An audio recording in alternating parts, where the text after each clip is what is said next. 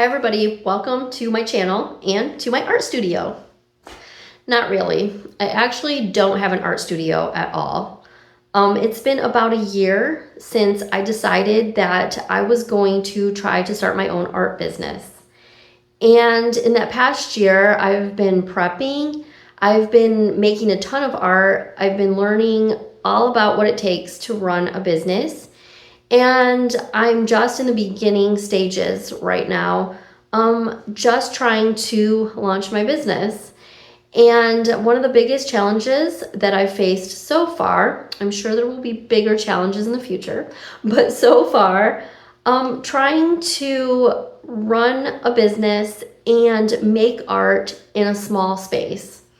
So I live in a fairly small house with my husband, 3 teenagers, and 3 dogs, and there's not a lot of extra room for me to make my art. I don't have an extra bedroom or office that I can turn into a studio right now. We are currently redoing our basement, like we're finishing it. It was an unfinished basement before. We're working on that. My husband's office is down there and we have a bedroom down there, and I'm hoping to be able to find a spot down there that I can make my own. But for right now and for the past year, I have not had a studio space. I've had a very small space to work with, but I'm making it work. And I wanted to tell you that it is not impossible to become an artist without a studio. It's not impossible to start a business without having an art studio. Yes, I do want an art studio and it would be lovely and that would be a dream. And yes, I do get a little bit jealous when I watch other artists and their beautiful studios with all of their art supplies and all of their paintings hanging up. And yeah, I would love to have that someday. But the reality is that I don't have that. I have a very small space. And even if you are in a small apartment or you just have a very small, bedroom to work with, like it's enough to get started. So I wanted to share with you guys a little bit about, the struggle that has been, but also what has worked for me and how I face that challenge of trying to work in a very small space. So this is where I currently make my art. Yes, it's my family dining room. So this was one of the only spaces in my home that I had where there's a table, and if you look closely, maybe I'll show you in a minute. Yes, there is paint all over this dining room table. See, you can see my paint all over, but that has been part of the struggle, is how to make this my art space and also keep it presentable as a family dining room where my family can eat dinner and we can have people over or whatever. So for right now, this is where I'm working and I'm making do with what I have. If I'm being honest, I started out making art in my bedroom, just laying in bed at night. I would make my colored pencil drawings before I went to bed. I would work for a couple of hours, just get out my colored pencils and my paper. I would get comfortable in bed and I would just sit in bed and draw. And let me see. My lion picture that I drew, I actually did this entire picture in my bedroom sitting in bed. So, in order to make this, I did not need like a desk and lighting and all kinds of professional equipment. I made this laying in bed with my colored pencils. So I started out that way, and then obviously when I started painting, I couldn't paint laying in bed. So I moved out here to the dining room table, and this is where I've been doing most of my art ever since then. So Some of the ways that I have made this work is number one, having a designated time to make art. So in a busy household where there's not a lot of quiet, like it's a good idea if you can find a time of the day when it's quieter at home where you can focus and where you can get alone and just work on your art. And so for me, a lot of times that's evenings or a time of the day when all the kids are busy and gone, and that's when I choose to work on my art. But that's one thing that has made it a little bit easier is having a designated time when there's not a lot of traffic coming and going through here and making it difficult for me to concentrate on my artwork.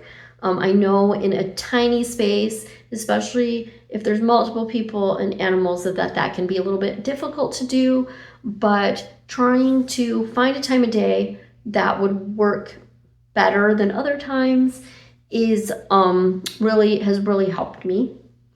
Also, the other thing is when I am working out here and trying to keep it clean and presentable, like I said, so that it's still a dining room and that my stuff is not just everywhere and that I have art supplies all over the place and all my artwork out, I have used what I call my portable studio for the past year, and I will show you guys what that is.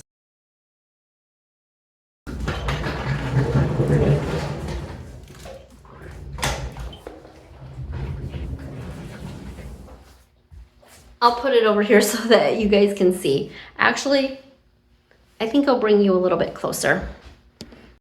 So this right here is my utility cart, and this is the absolute best thing that I have found for my little portable art studio. I think we got this from IKEA, if I remember. And this is where I keep all of my art supplies. Well, not all of my art supplies, but most of my art supplies. The things that I use the most, I keep in this cart. And it's great because it has wheels and I can just wheel it around into whatever space I'm in, whatever room I'm working in. I can wheel this back and forth from my bedroom to the dining room, and it works really well. Also, I bought this tabletop easel and I absolutely love it. This is perfect for painting my 8x10s.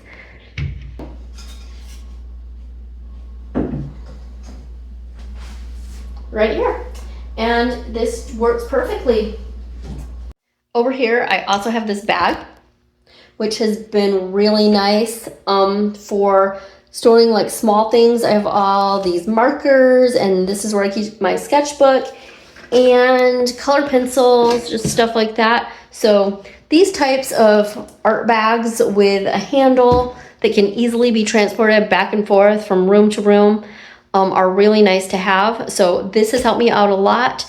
This and my little utility cart, or whatever you call it, are the two main things that I use to make my art supplies portable, and they've been a really big help. So my last thing, this right here was a little bit of a larger expense, but this cabinet right here has been amazing. I decided to buy this cabinet because it looks nice for dining room decor, but it is perfect for holding my smaller paintings and my shipping supplies and all of that. So this is where I have stored most of my stuff for the past year. My colored pencil drawings, my originals of those, all my prints, and my 8x10 canvases all fit beautifully in this cabinet. So let's come a little bit closer and I'll show you. Okay, so let me open up this cabinet and show you guys what I've got in there.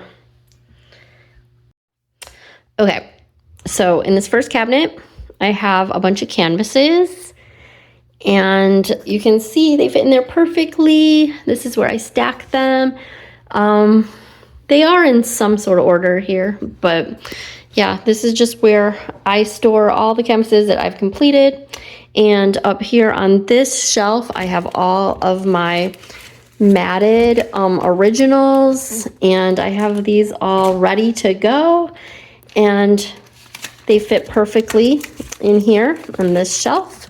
So that's where I store all of those.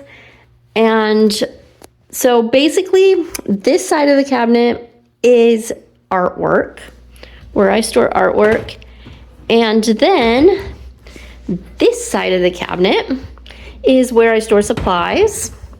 So, well, actually I have prints. I have a couple of my 11 by 14 prints and my 8 by 10 prints stored in this side of the cabinet. And then this shelf is all shipping supplies.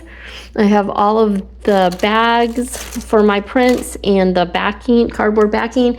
And then the bottom shelf, I have my paper cutter and some other tools and stuff. So stickers, all of that. I'm still working on buying and collecting all the supplies that I'm gonna need for shipping and all of that.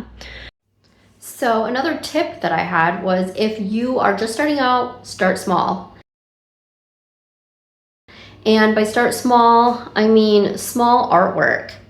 I know that especially as a painter, large, huge paintings seem more desirable and just more cool, right? Like, I painted this massive piece of artwork, and it's something that we really feel proud of, right? The bigger the artwork, the better, right? But that's not necessarily true. And a lot of people don't really have space in their homes to buy large artwork anyway. So you might do better off selling small pieces of artwork to start out your business. So far, I have mostly made 8 by 10 canvas paintings and small color pencil drawings. And that has been really all I have space for. But by doing so, I can store all my stuff like nicely, and I don't have piles of enormous canvases laying around my house with nowhere to put them. The largest painting that I have done so far has been a 16 by 20, and that one will not fit in my cabinet. So that one has been a little bit of a challenge, moving it around, finding a place to store it. But so far, that's as big of a piece of artwork that I have attempted. And mainly because I don't have anywhere to put it. As I grow as an artist, and as my business grows, then I figure my artwork will grow too.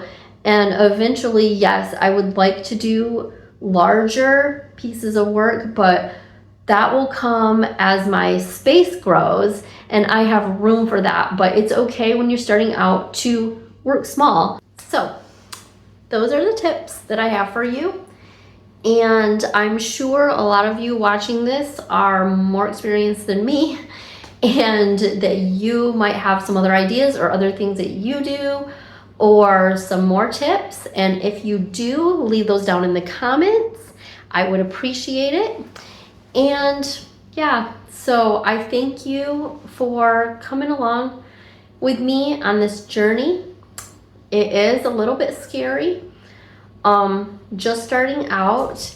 I've set up my website. I have all my artwork ready to go. Like I said, I'm still working on getting all the packaging material and all of that figured out.